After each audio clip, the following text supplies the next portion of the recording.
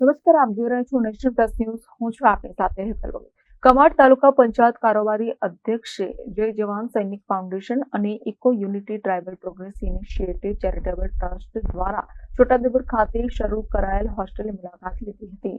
છોટાઉદેપુર જિલ્લા સ્થળે જય જવાન સૈનિક ફાઉન્ડેશન અને eco unity tribal progress initiative charitable trust Chhotaudepur દ્વારા શરૂ કરવામાં આવેલ હોસ્ટેલમાં રહી સ્પર્ધાત્મક પરીક્ષાઓ માટેની તૈયારીઓ શરૂ કરી રહેલા 70 થી વધુ યુવાનો માટે કમાડ તાલુકા પંચાયત કારોબારી અધ્યક્ષ પિન્ટુભાઈ રાઠવાએ મુલાકાત લીધી હતી અને જરૂરી રાશન સામગ્રી આપવામાં આવી હતી.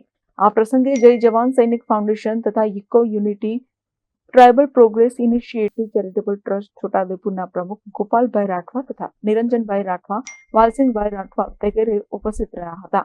ગામડામાંથી આર્થિક સ્થિતિ સારી ન હોય તેવા યુવાનો માટે શરૂ કરવામાં આવેલ આ સરાહનીય કાર્યમાં યથાશક્તિ યોગદાન આપવાનો મોકો મળ્યો અને યુવાનો સાથેની ચર્ચા દરમિયાન યુવાનોમાં અભ્યાસ પ્રત્યેનો લગાવ તથા ભણી ગણીને આગળ વધવાની તત્પરતા જોઈ ખૂબ આનંદ થયો અને યુવાનોને ભણી ગણીને ખૂબ આગળ વધે તથા ગામ, તાલુકા, જિલ્લા તથા કુટુંબ, પરિવાર અને સમાજનું ગૌરવ વધારે તેવી શુભેચ્છા સાથે હજુ પણ જરૂરી જણાય તે પ્રકારે મદદરૂપ થવા ખાતરી આપી યુવાનોને પ્રોત્સાહિત કરવામાં આવ્યા હતા.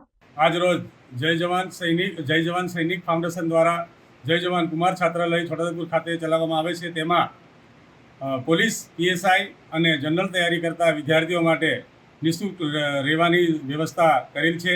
તેમાં આજે કમાડ તાલુકા કારોબારી અધ્યક્ષ પિન્ટુભાઈ દ્વારા વિદ્યાર્થીઓ માટે ચોખા, દાળ, તેલ, મરચું, મસાલો વગેરે દાન ભેટે આપવા આવ્યા છે અને આ છોકરા તૈયારી કરીને આ ખૂબ આગળ વધે એના માટે પિન્ટુભાઈનો અમે ખૂબ આભાર માનીએ છીએ અને બીજા બી કોઈ સમાજસેવી આ બાળકો માટે મદદરૂપ કરતા હોય તો ખૂબ સારું. જય હિન્દ, જય Bharat. Rehan Patel, national plus news, Chhota Udepur. સમાચારોના સતત અપડેટ મેળવવા માટે અમારી નેશન પ્લસ ન્યૂઝની યુટ્યુબ ચેનલને સબસ્ક્રાઇબ કરો, બેલ આઇકન દબાવો અને જોડાયેલા રહો ફેસબુક, ઇન્સ્ટાગ્રામ અને ટ્વિટર પર.